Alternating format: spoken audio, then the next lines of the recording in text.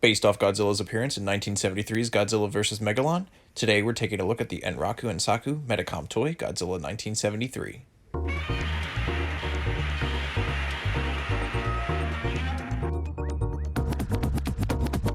One of the defining features of this figure is its head, which is actually pretty big, even compared to other Sofubi I own, and even compared to Deferils that I have.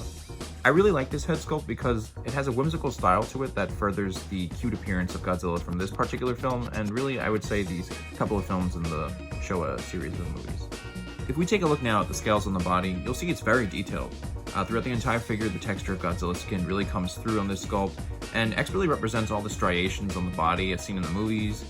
From the torso to the tail, the dorsal plates, everything really comes together very nicely, and the sculpt looks very well done.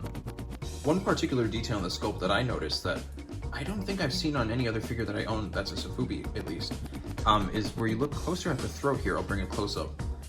It kind of has like a wrinkle toward the back of the neck near the throat area. And I don't know if that's suit accurate or if that's meant to represent like a wrinkle in the suit itself. But I think that's a really cool detail. Look at that. It's really interesting. Very small, subtle thing that you can't really see head on until you bring it to the side. But I think it's a really, really nice little added touch to it that elevates the figure to this kind of mix between, I guess, realism and stylization. So now when we take a look at the paint, I really love the paint job on this. This is one of the first things I noticed when I pulled it out of the bag was just how vintage it looks. It really reminds me kind of like Bear models, older figures, where you have like that sort of monochromatic green and mixes of black with it as well. I'll put some pictures up of my Bear model Godzilla 67 that I own. It reminds me so much of that one, just scaled up.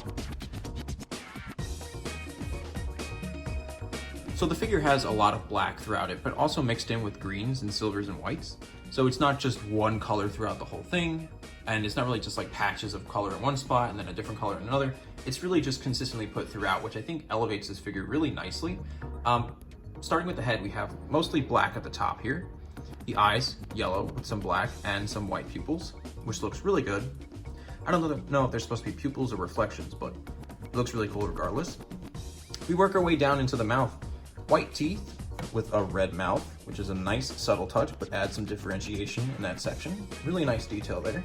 And then you can see here this line down from the neck to the chest is almost like a metallic, sort of like a teal color. It's not exactly green and it's not exactly blue. It's sort of a mix in between. Around it is a darker black, and then further out we have that dark, almost foresty type green. That then carries over into the legs, and then we have that light teal again on the knee section, going back down into the feet, which is actually mostly green and not even really black. And then we hit the toenails where they're painted, not even a bone white, but more so like a bright white, I would say. The same thing for the fingernails as well. The arms are mostly black, but the hands, closer inspection, are also that dark green again. The profile of the figure, you can see where like the greens mix into the blacks and the black into the dorsals. So from the front, you can see where that green just kind of reaches out toward the midsection of this figure in the profile. The black in the middle, which feeds into the tail, down the leg, and then toward this direction is where the dorsals go. And I feel toward the back here of the figure is really where that vintage paint style starts to show. So where the figure has like white for the fingernails and toenails, the actual back is silver, not white. I feel like it's a nice contrast. We have black in the mix. Some of the dark green comes around toward the back as well. So we have a nice mix of black, dark green, and silver. And that feeds all the way down to the bottom of the dorsals at the very tip of the tail. We look at the underside, you can see actually where it is dark green.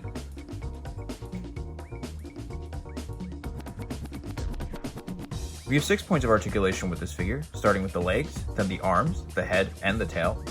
I feel that this range of motion actually really provides for some nice photography that I've done so far, and I'll show some pictures at the end of this video as well.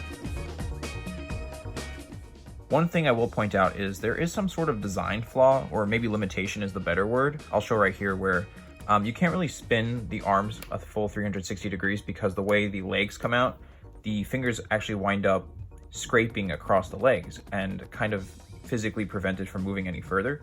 So in order to achieve full arm posability, I guess you could say, you have to spin it one direction halfway and then the other direction, the other halfway, to kind of get it to pose. And then on the left arm, which I'm going to point out here, you'll see that the arm portion, not even the fingers, the arm kind of scrapes up against the body.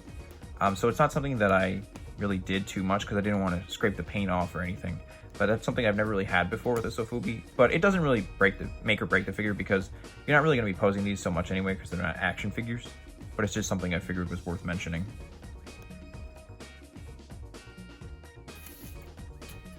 The figure is about 10 inches tall, give or take a centimeter or two. Now that that's out of the way, let's take a look at the size comparisons.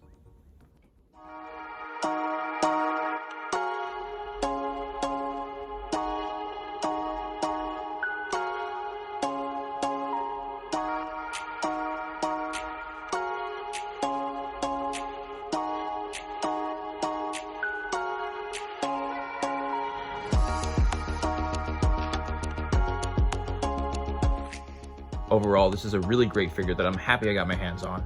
I think I'm able to look over the flaws with the arm articulation because everything else is just so well done as usual from Medicom Toy and Anraku Ansaku.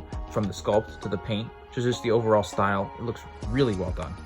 Let me know if you like this video, leave a comment, like the video, subscribe, take a look at my other content I have of Godzilla figures, and I'll see you in the next one. Have a good one.